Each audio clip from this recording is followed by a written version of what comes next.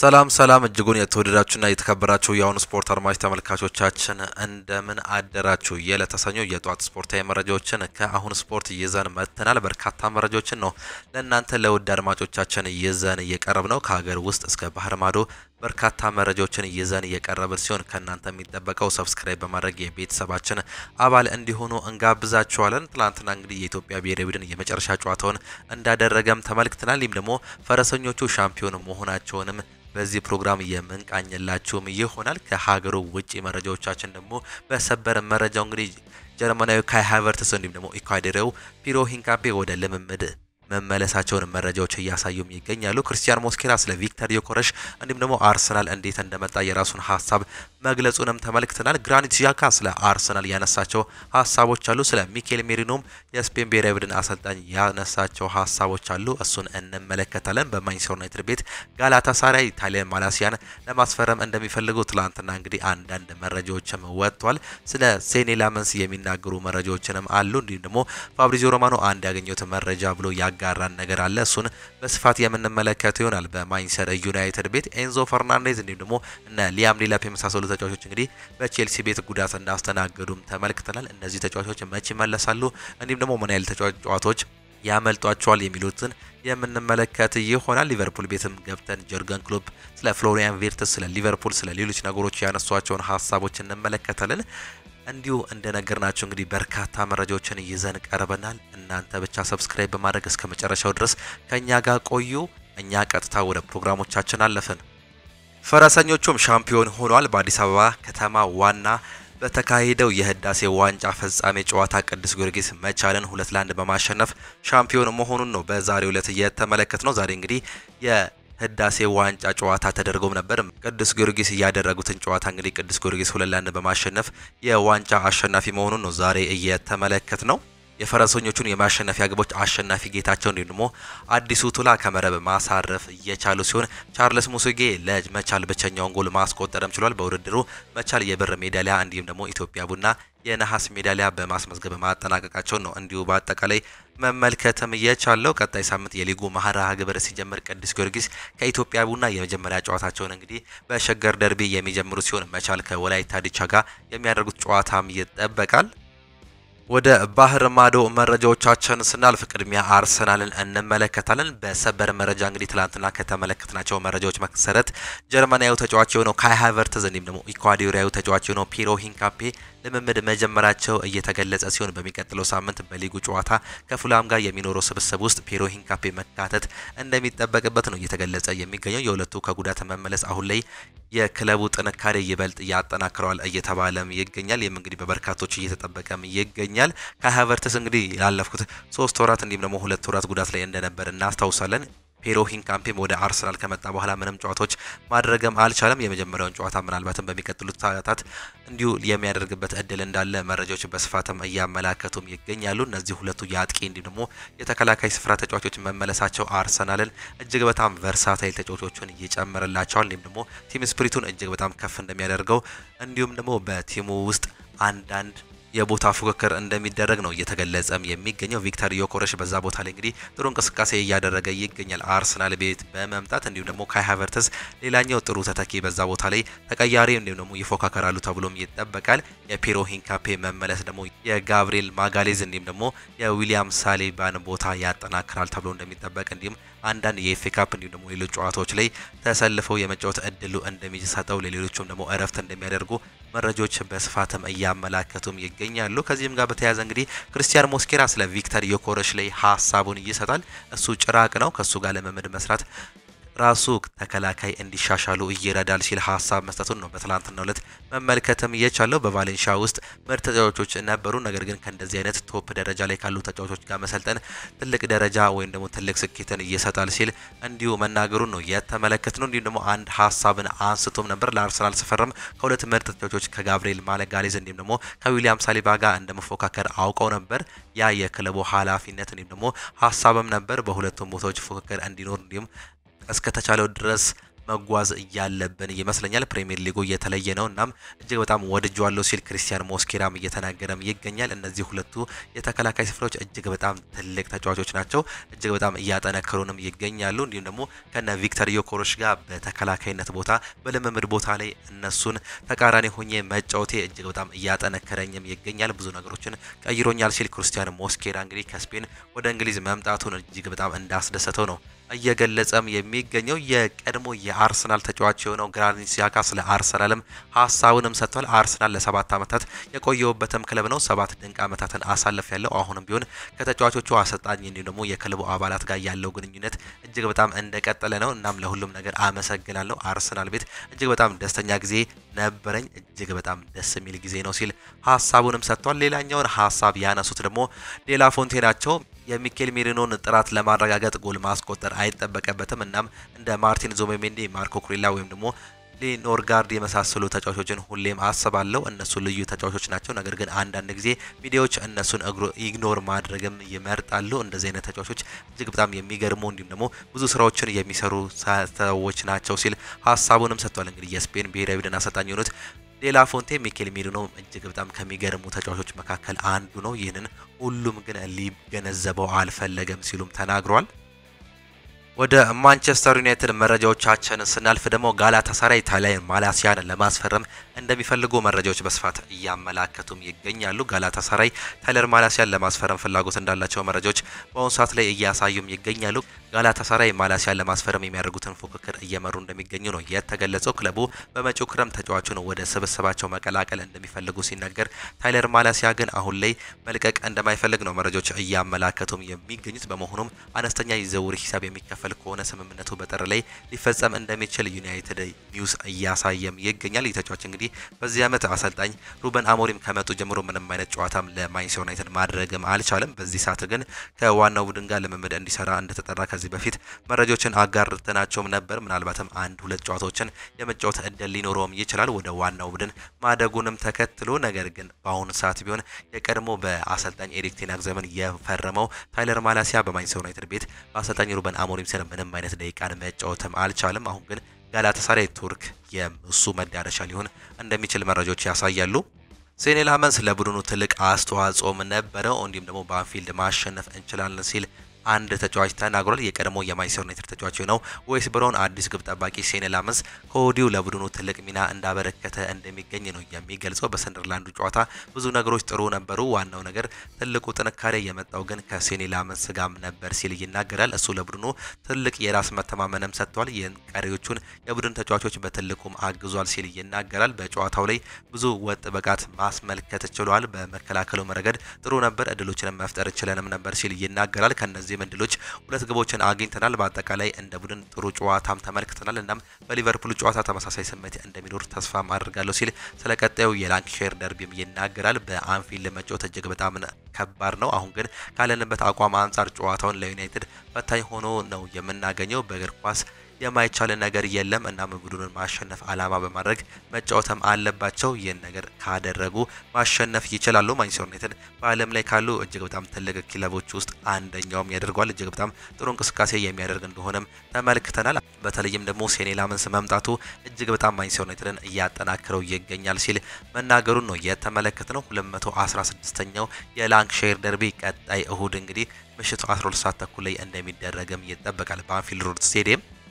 የስፖርቲንግ ፍላጎት ዩናይትድን እንዲቀላቀል ማድረግ ነበር ሲል ፋብሪዚዮ ሮማኖ ይናገራል። የፖርቹጋሉ ክለብ ስፖርቲንግ ሊዝበን ቪክተር ዮኮሬሽን ወደ ማንቸስተር ዩናይትድ ለመቀላቀል በተደጋጋሚ አቀርበው እንደነበር ነው የተገለጸው። ስፖርቲንግ ሊዝበን ለማንቸስተር ዩናይትድ ተጫዋቹን በዝቅተኛ ቋሚ ክፍያ በትልቅ የቦነስ ክፍያዎች ለመሸጥ ፈቃደኛ መሆኑን አሳይተውም ነበር ሲል መረጃውን ያጋራ ሲሆን፣ ሆኖም ትልቁ የነበረው ችግር ተጫዋቹ ወደ ማንቸስተር ዩናይትድ የመሄድ ፍላጎት አልነበረውም። ህልሙም አርሰናል መቀላቀል ነበር ሲል ይገልጽልናል። ማንቸስተር ዩናይትድ ከቪክተር ዮኬሬሽ ዝውውሩን ራሳቸው ናቸው የወጡት። ቀጥሎም ፊታቸውን ወደ ሌሎች አማራጮችም አዙሯል። ለዚህም ነው ምንም አይነት ጥያቄ በወቅቱ ያላቀረቡት ሲል ፋብሪዚዮ ሮማኖ ስለዚህ ማለትም ስለ ማንቸስተር ዩናይትድ እንዲሁም ደግሞ ቪክተር ዮኬሬሽ ቀደረበ እንዲሁም ደግሞ መረጃዎች እያጋራንም የነበረው ኢማኑኤል አድቤር ስለ ኒማንያ ቪዲች ሐሳቡን ይሰጣል። ቪዲች አስቸጋሪ ሰው ነበር፣ የመጨረሻ እብድም ነበር።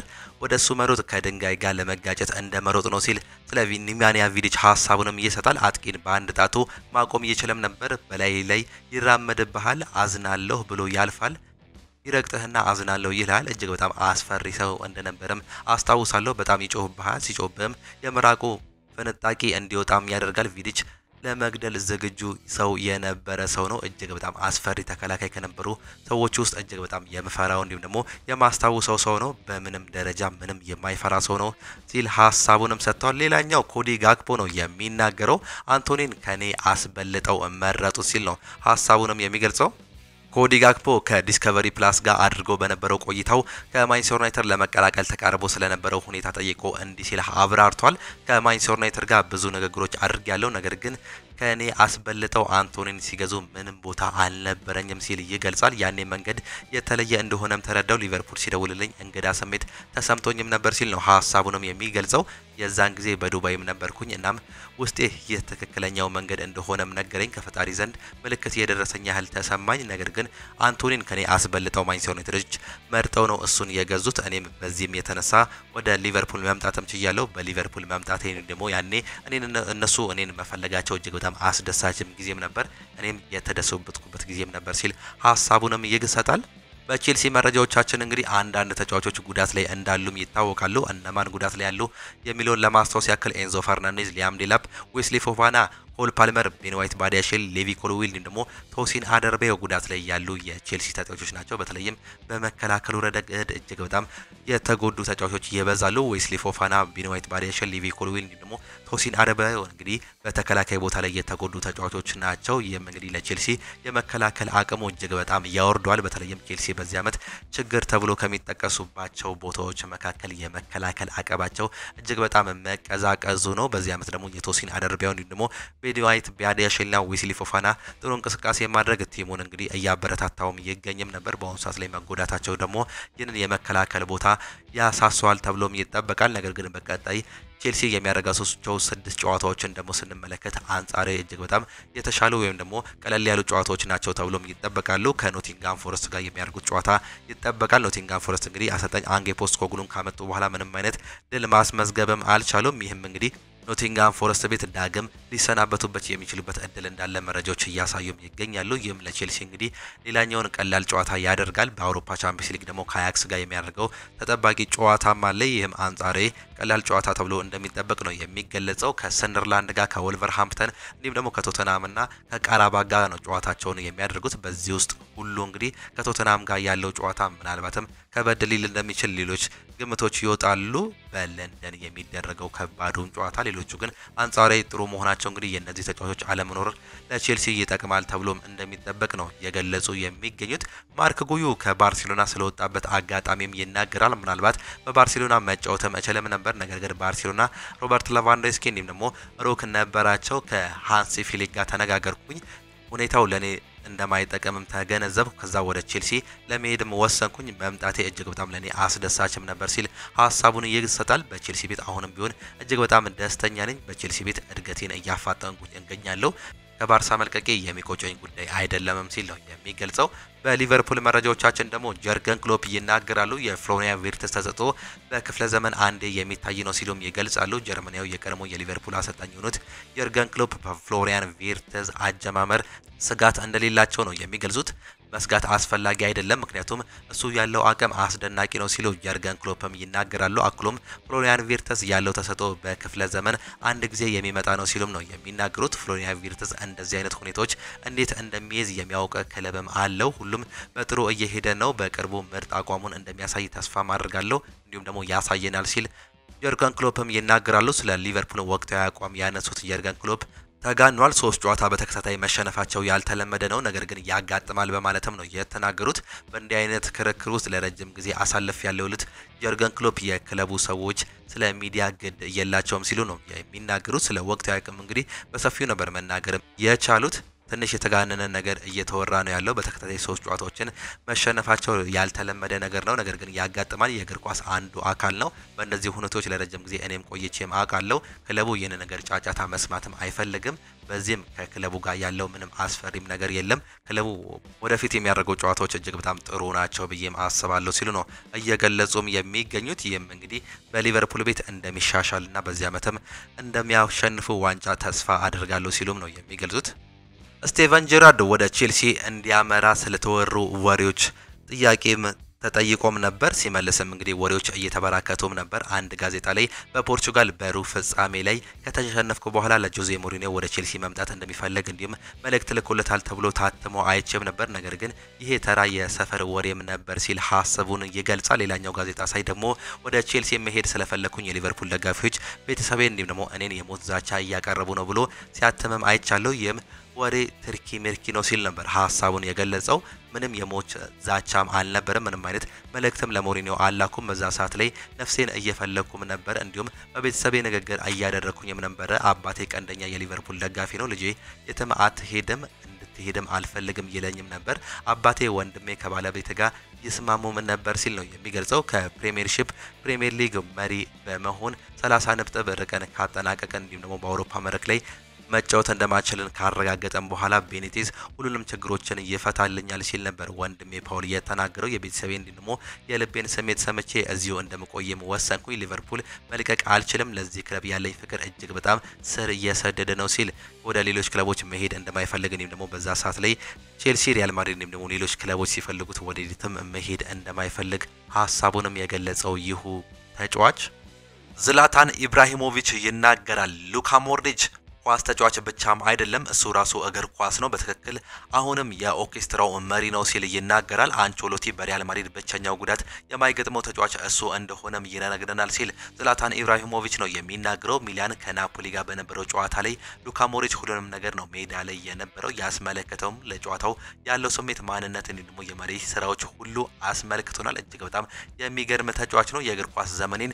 ለጥቂት ዓመታት አራዘሜ ከሱ ጋር አብሬ ብጫወት እጅግ በጣም እመኛለሁ ሲል ዝላታን ኢብራሂሞቪች ይናገራል። በኤሲ ሚላን ቤት እንግዲህ እጅግ በጣም የሚያዳክቱ ማለትም ለአይምሮ የሚከብዱ ቁጥሮችን እያስመለከተን ይገኛል። በጣሊያን ሴሪ ሉካ ሞድሪች በተለይም እንግዲህ የተጫዋች እንግዲህ 40 ዓመቱ መሙላቱን ተከትሎ እንግዲህ በርካቶቹ በዚህ እድሜ ይህን ያህል በመሃል ሜዳ ላይ ይጫወታል የሚሉ ግምቶች አልነበራቸውም። ይህ ግን በርካቶቹም የሚያስደስት መሆኑ ነው እየተገለጸም የሚገኘው።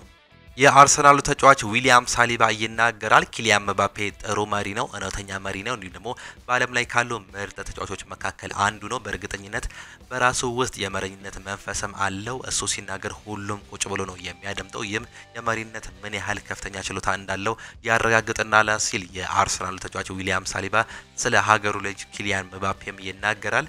ጆርግ ፒኮም ሲናገር እንግዲህ ኪሊያን ምባፔ በቁርጭምጭሚት ጉዳት ምክንያት ወደ ማድሪድ ቢመለስም ጉዳቱ አሳሳቢ እንዳልሆነ ነው በትላንትናው ዕለት ያጋራው መረጃ የሚያመለክተው። በዚህ በሚቀጥለው ሳምንት ከቡድኑ ጋር ልምምድ ያደርጋል ተብሎ ይጠበቃል ሲል ታዋቂው ጋዜጠኛ ጆርጅ ፒኮን በትላንትናው ዕለት ያወጣው መረጃም ያሳያል። ለኤል ክላሲኮ ምናልባትም የመድረስ እድሉ ያጠራጥራል የሚሉ መረጃዎችን ብንመለከትም አሁን የተመለከትነው ግን ከዚህ በተቃራኒ መሆኑ ነው እየተመለከተን የምንገኘው። በዚህ ዓመት እንግዲህ እጅግ በጣም የሚደንቅ አቋሙን እያሳየን የሚገኘው ኪሊያን ምባፔ ባለፉት 11 ጨዋታዎች ተከታታይ ጎል ማስቆጠርም ችሏል።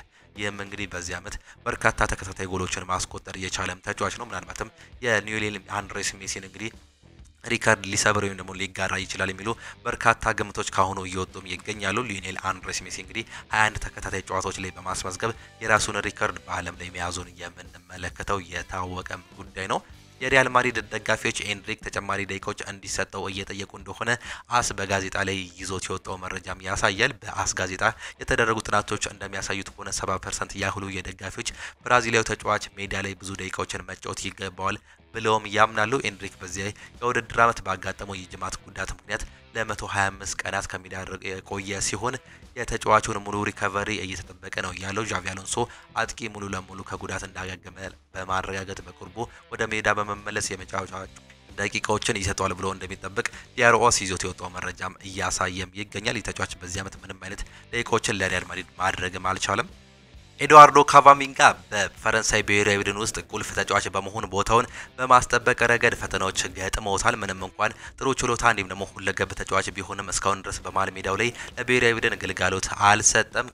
ሁሉም በላይ በተደጋጋሚ በጉዳት የሚሰቃይ ሲሆን አሰልጣኝ ዲዲዬ ዴሾፕ በመጪው የዓለም ዋንጫ ውድድር ላይ በግራ ተከላካይነት ሊጠቀምበት እያሰበ እንደሆነ መረጃዎች ያሳያሉ። ካማቪንጋ ከዚህ ቀደም በዚህ ስፍራ ላይ ተሞክሮ በተሳካ ሁኔታ ቦታውን ሸፍኖታል። የተጫወተ ቢሆንም ከግራ ክንፍ ይልቅ መሃል ሜዳ ላይ መጫወትን ይመርጣል። ነገር ግን በተሰጠው ቦታ ሁሉ የመጫወት አድቫንቴጅን ለመጠቀም ይሞክራል ሲል ዲያሮ አሲዞት የወጣው የዛሬው መረጃውን እንዲሁ ተመለከትን።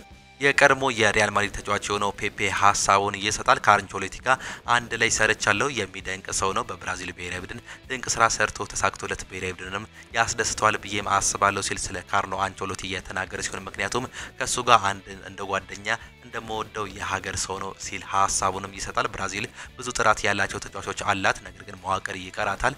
ትላንትና አብራቸው እግር ኳስ ውስጥ ብዙ ነገሮችን እየቸገሯታል። ብራዚል በመዋቅሩ ላይ መስራትም አለበት። ካርሎ አንቸሎቲ አሪፍ ቻሌንጅ ነው የሚሳካለትም ይመስለኛል ሲል መግለጹንም የተመለከትነው። ደግሞ ስለ ሪያል ማድሪድ አሰልጣኝ ሲናገር ከዣቪ አሎንሶ ጋር ስለተጫወትኩ በደንብም አውቀዋለሁ። ሪያል ማድሪድን ማሰልጠን ለሱ አሪፍ እንዲሁም ደግሞ ትልቅም ቻሌንጅ ነው። ክለብ ትልቅ ዲሲፕሊን፣ ጥራት እንዲሁም ደግሞ ጠንክሮ መስራት ይጠበቅበታል። ከኔ ስኬታማ ይሆናል ብዬም እንደማስብም እገልጽለታለሁ። ባለፉት ዓመታት እንዳደረገው ሪያል ማድሪድ እንደሚያሸንፍ ይጠብቀዋል ሲል ፔፔ ሀሳቡንም ይሰጣል። የዌስትሃም ዩናይትድ ቁልፍ ተጫዋች የሆነው ጃሮድ ቦወን መዶሻዎቹ ላይ ኑኖ ስፒሪቶ ሳንቶ ስር የውጤት መሻሻል ካላመጣ ከቡድኑ ክረምት ላይ ለመልቀቅ ማሰብ ሊጀምር እንደሚችል ፉትቦል ኢንሳይደር አገኘሁት ባለው መረጃም አስነብቧል። ለሚታወቀው ጃሮድ ቦወን በ2023 ለ7 ዓመታት ያህል ለንደን ክለብ የሚያቆየውን ኮንትራት የፈረመ ሲሆን ዌስትሃም ወሳኝ ተጫዋቾቻቸውን በቀላሉ ይለቃሉ ተብሎም አይጠበቅም። እንግሊዛዊ የመስመር ተጫዋቸው ነው። ለዌስትሃም ዩናይትድ ከጨዋታ ወሳኝነቱን እያሳየ ቢሆንም አሁን ላይ ቡድኑ ያለበት ደረጃ ተጫዋቹን እንዳላረከው ነው መረጃዎች የሚያሳዩት። ቦወን በፖርቹጋላዊ አሰልጣኝ ኑኖ ስፒሪቶ ሳንቶን ቡድኑን ለመገንባት ቁልፍ ሚና ከተሰጣቸው ተጫዋቾች ውስጥ ግንባር ቀደሙ ሲሆን በቡድኑ ውስጥም እንደሚቆይም ይጠበቃል። ቦወን በያዝነው የውድድር ዓመት ለዌስትሃም ዩናይትድ 8 ጨዋታዎችን ማድረግ የቻለ ሲሆን 3 ጎሎችን አስቆጥሮ አንድ ለግብ ማመቻቸት የቻለም ተጫዋች ነው። ጄራርድ የሬንጀርስን ጥያቄም ውድቅ አድርጓል። እንግሊዛዊው አሰልጣኝ ሆኖ ስቴቨን ጄራርድ ያገኘውን የቀድሞ ክለቡን ሬንጀርስን በድጋሚ ማሰልጠን እድል ውድቅ ማድረጉ ነው የተገለጸው። ጄራርድ ከክለብ ኃላፊዎች ጋር ቢነጋገርም በቡድኑ እቅድ ባለማመኑ ውድቅ እንዳደረገ ነው የገለጸው። የቀድሞ የሊቨርፑል እንዲሁም ደግሞ እንግሊዝ አማካይ የሆነው ስቴቨን ጄራርድ ከዚህ ቀደም በሬንጀርስ 3 ዓመትን አሳልፈው የሊግ ዋንጫ ማሳካቱ የምናስታውሰውም ጉዳይም ነበር። የ45 ዓመቱ ስቴቨን ጄራርድ ከሳውዲ አረቢያው ክለብ አልኢትፋቅ ጋር ከተለያየ በኋላ ያለ ስራም ይገኛል። ስቴቨን ጄራርድ ሬንጀርስ በዚህ ዓመት ከ7 የሊግ ጨዋታዎች አንድ ብቻ ያሸነፉት አሰልጣኝ ማባረሩን ተከትሎ እሱን ለመቅጠርም ሀሳብም ነበራቸው። ነገር ግን ውድቅ ማድረጉን ነው በአሁኑ ሰዓት ላይ የተመለከት ነው። የጣሊያን ብሔራዊ ቡድን የዓለም ዋንጫ ማጣሪያውን በአንደኝነት አጠናቆ በቀጣይ ለውድድር የሚያልፍበት እድል መጥበቡ ነው የተመለከትነው። ምድቡን በ6 ነጥብ ልዩነት የምትመራው ኖርዌይ የዓለም ዋንጫውን በቀጥታ ለማለፍ የተሻለ እድልም ይዛለች። ጣሊያን የዓለም ዋንጫን በጥሎ ማለፍ መቀላቀል የሚያስችላትን ሁለተኛ ደረጃ የምትይዝ ይሆናል። ጣሊያን ሁለተኛ ደረጃን ይዛ ካጠናቀቀች የጥሎ ማለፉን ተጋጣሚያ ስዊድን ወይም ደግሞ የሰሜን መቄዶኒያ ሊሆኑ እንደሚችሉ ነው የተገለጸው። ሁለቱ ሀገራት ከዚህ በፊትም ስዊድን 2018 ሰሜን መቄዶኒያ በ2022 በጥሎ ማለፍ ጣሊያንን አሸንፈው ከዓለም ዋንጫ ማስቀረታቸው አይዘነጋም። አሁንም ዳግም ከነዚህ ሁለቱ ሀገራት ጋር ሊገናኙበት የሚችሉበትም እድል አለ። ሪካርዶ ካላፊዮሪ እንግዲህ በቀደም ዕለት ከአሁንም በኋላ ማለትም በሚቀጥለው የውድድር ዓመት በ2026 ማለት ነው በክረምት በሚደረገው የዓለም ዋንጫ ላይ ያለ ጣሊያን የመሳተፍ እድልም አይኖርንም፣ ለጣሊያን ሁሉንም ነገራችንን እንሰጣለን ሲል ሀሳቡን መግለጹንም ተመልክተንም ነበር። ጣሊያንን ዳግም ወደ ዓለም ዋንጫው እንመልሳለን ሲል ሀሳቡን የገለጸ ሲሆን በአሁኑ ሰዓት ላይ ግን በጥሎ ማለፉ እድል ይኖራታል ወይስ ደግሞ አይኖራትም የሚለውን አብረን የምንመለከት ነው የሚሆነው። እጅጉን የተወደዳችሁና የተከበራችሁ የአሁኑ ስፖርት አድማጭ ተመልካቾቻችን ለዛሬ የነበረን ስፖርታዊ መረጃዎቻችን ይህንን እየመስሉ ነበር። ፕሮግራሞቻችንን እንዴት አያችኋቸው? ሀሳብ አስተያየታችሁን ኮሜንት ቦክስ ላይ ልታጋሩን ትችላላችሁ። የዛሬ የአሁኑ ስፖርት ፕሮግራሞቻችን በዚሁ የሚጠናቀቁም ይሆናሉ። በከሳት ፕሮግራሞቻችን እስከምንገናኝ ድረስ ግን ቻው ቻው፣ መልካም ጊዜ፣ መልካም ውሎ እንዲሆንላችሁ ዳግምም ተመኘን።